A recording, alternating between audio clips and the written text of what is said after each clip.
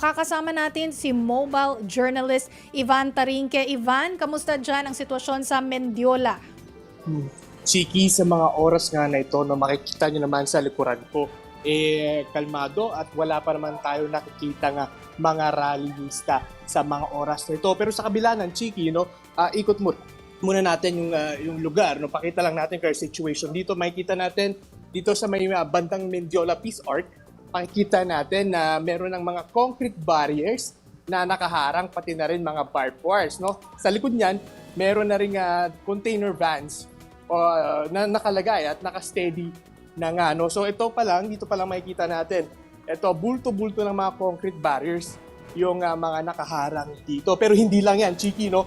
Dahil doon sa may harapan, sa may kahabaan netong Recto Avenue, meron na rin yung mga concrete barriers, pati na rin mga container vans, pati na rin dito sa may kahabaan netong Legarda Street. No? Pero kanina, Chiki, no, nakausap natin si MPD PIO Philip Ines. No? Kinamusta niya? Sinikot na rin niya yung sitwasyon dito sa loob, dito sa may Mendiola, kung patuloy pa rin yung kanilang pagmamonitor. At so far, wala naman daw sila nakikita or namomonitor na mga papuntang mga rallyista. No? Pero sa kabila nga niya, sinasabi nga nila, itong paghahanda nila dito, standard protocol na lang daw yan at standard procedure na raw yan para nga doon sa mga, kung sakali man magkaroon ng spillage ng mga rallyista dito. No? Kanina, Chiki, nagkaroon na rin nung pagkansela ng klase yung ilang mga eskwelahan, pati na rin ng universidad dito sa may Mendiola dahil nga yan doon sa ilang mga sarado na mga lugar. No?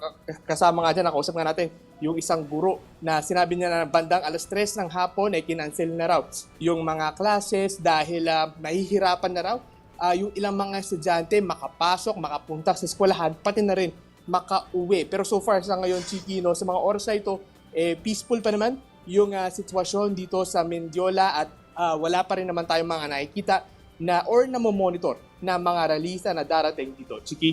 Ivan, may mga lilinawin lang ako sa'yo, no? So yung una, yung mga barbed wire, tsaka yung mga concrete barriers, nakita ngayon sa likod mo, bago ba yan? Kasi kung bago yan, baka kailangan nating i-describe na mas maigi pa dun sa mga motorista o baka may mga rerouting scheme dyan ngayon.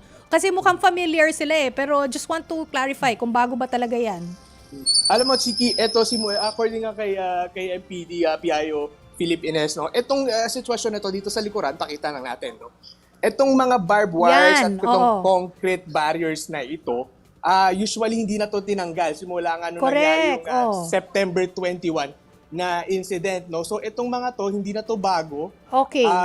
Nililigpit lang nila to, tinatabi nila dahil sa likod kasi netong Mendiola Peace Arc, Chiki, alam naman natin may mga universidad diyan, no. So ito nadadaanan to, pero so far sa ngayon, no, nadadaanan pa rin naman ng mga pedestrian itong lugar na ito. Pero yung mga sasakyan, four wheels, talagang pahirapan na. Pero yung banda doon sa may bandang kahabaan ng Recto Avenue, yun talaga kanina naabutan pa natin, no, na naglagay sila ng panibagong concrete barriers. No? Nagulat nga kami, biglang nagkaroon ng movement yung mga otoridad. No? Yun pala, inilipat nila yung dalawang concrete barriers para harangan itong Recto Avenue para nga dagdag security kung sakali man daw magkaroon ng spillage ng mga rallyista na darating dito. Chiki? Okay, so at least yung nasa likod mo, nalinaw na natin na familiar naman na ang mga tao dyan sa concrete barriers na yan. That's why I mentioned it kasi familiar nga din, lagi nating nakikita yan dyan. So yung next ko na ika-clarify, Ivan, sabi mo kanina ay yung pasok, no, dyan sa mga schools na nandyan, no, sa area ng Mendiola ay marami ba o lahat sa kanila ay nag-cancel ng classes? Kasi kung ganun, ano ang sitwasyon bukas? May balita na ba tayo? May pasok ba ang mga ito? O baka meron kang impormasyon? Alam mo, Chiki, kanina yan nga yung inaantay natin. No? Actually, kanina nga 2:00 lang ng hapon nag-announce yung ilang mga eskwelahan na canceled yung classes ngayong araw. No? Dahil nga rerouting or nahihirapan na rin kasi yung ilang mga estudyante, pati na rin yung ilang mga guro na pumasok sa kanilang mga eskwela. Pero so far, no, in terms of schedule bukas, wala pang official announcement.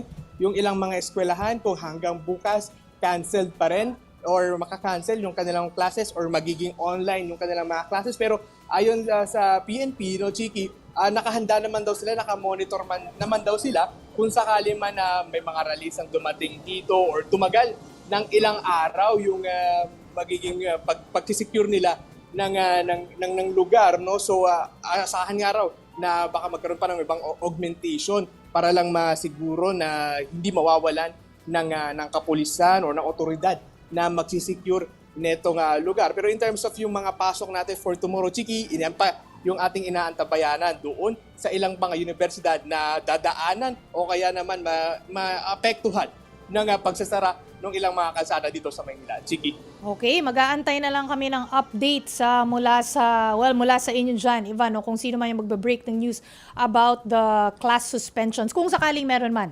Maraming salamat, Ivan Tarinque, mula sa Mendiola ngayong gabi. Ingat ka dyan.